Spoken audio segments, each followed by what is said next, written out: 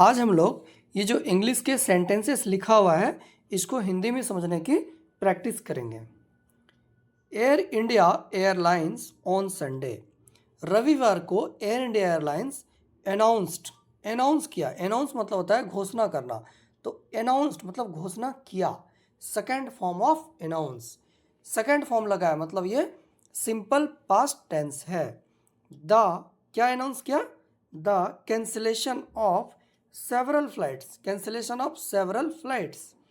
Cancel मतलब होता है रद्द करना, कैंसिलेशन एडजेक्टिव है मतलब रद्दीकरण। ऑफ सेवरल फ्लाइट्स, सेवरल मतलब कई या अनेक, और फ्लाइट्स मतलब उड़ाने, एस लग गया है, उड़ाने। कई उड़ानों का रद्दीकरण एयर इंडिया एयरलाइन ने संडे को घोषणा किया या घोषित किया। Including those two Europe, including those two Europe, include मतलब होता है शामिल करना या सम्मिलित होना। इंक्लूडिंग दोज, दोज मतलब उनमें से, टू यूरोप उनमें से वो भी शामिल है जो यूरोप जा रहा था। As the Iran US conflict, Iran America के टकराव के कारण disrupted flights routes. Disrupted, disrupt का सेकेंड फॉर्म क्या है? डिसरप्टेड। तो डिसरप्ट मतलब होता है बाधा डालना या फिर बाधित होना। तो क्या बोल रहा है? As the Iran US conflict, Iran America के टकराव के कारण बाधित हुई फ्लाइट रूट्स मतलब हवाई मार्ग। फ्लाइट रूट्स, फ्लाइट रूट्स मतलब उड़ान मार्ग या हवाई मार्ग। After several countries shut there air space, after उसके बाद, सेवरल कंट्रीज कई देशों ने shut there air space, shut मतलब बंद किया अपना एयर स्पेस। जब काफ़ी सारे देशों ने अपना एयर स्पेस बंद किया तब ईरान और यूएस के टकराव के कारण हवाई मार्ग जो है वो बाधित हो गया।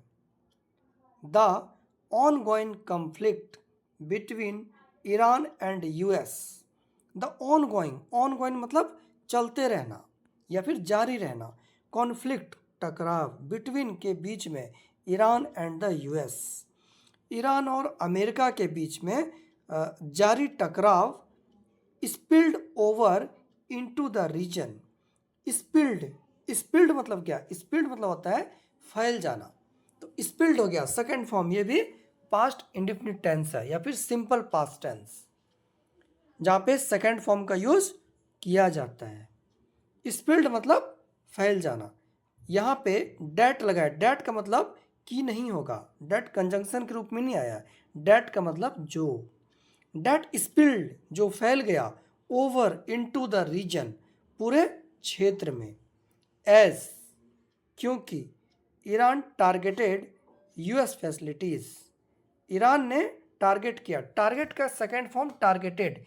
जहाँ भी सेकेंड फॉर्म लगेगा वो पास्ट इंडेफिनिट टेंस होगा या फिर simple past tense.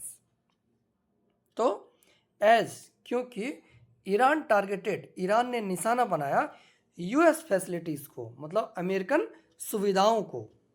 In several gulf countries, several gulf countries, several मतलब कई, गल्फ मतलब खाड़ी और कंट्रीज मतलब देश।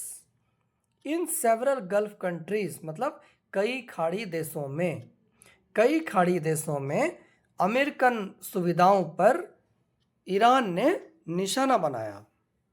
तो इसको भी हम लोगों ने ट्रांसलेट किया। अब इसको एक बार शुरू से लेके लास्ट तक पढ़ के देखते हैं वन बाय वन सेंटेंस को क्लियर करके।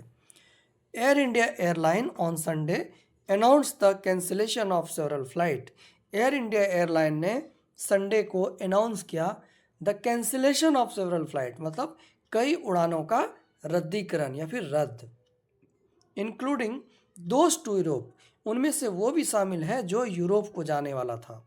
As the Iran US conflict, Iran और अमेरिका के टकराव के कारण डिसरप्टेड फ्लाइट रूट्स, उड़ान मार्ग बाधित हुई। आफ्टर के बाद, किसके बाद? Several countries shut there air space, कई देशों ने अपना एरोस्पेस बंद कर दिया, उसके बाद ये मार्ग बाधित हुई। The ongoing conflict between Iran and the US, Iran और अमेरिका के बीच चल रहे टकराव, ऑनगोइंग मतलब जारी रहना, चलना, चल रहे टकराव। डेट फील्ड मतलब जो फैल गया। ओवर इनटू द रीजन पूरे क्षेत्र में। S Iran targeted US facilities क्योंकि ईरान ने निशाना बनाया यूएस के सुविधाओं पर, यूएस की सुविधाओं या फिर यूएस के ठिकानों पर। इन सेवरल गल्फ कंट्रीज कई खाड़ी देशों में। तो फ्रेंड्स ये था एक छोटा सा इंग्लिश का सेंटेंसेस 3-4 लाइन का, जिसको भी हम लोगों ने ब्रेक कर करके समझा कि इसको हिंदी में कैसे समझ सकते हैं अगर हमें इंग्लिश की वर्ड की मीनिंग पता हो और ग्रामर पता हो उसको ट्रांसलेट करने के लिए कि कौन सा टेंस है और ये कैसे ट्रांसलेट किया जाएगा। होप आपको वीडियो पसंद आया होगा। अगर आपको वीडियो पसंद आया तो लाइक एंड सब्सक्राइब जरूर करें। Thank you.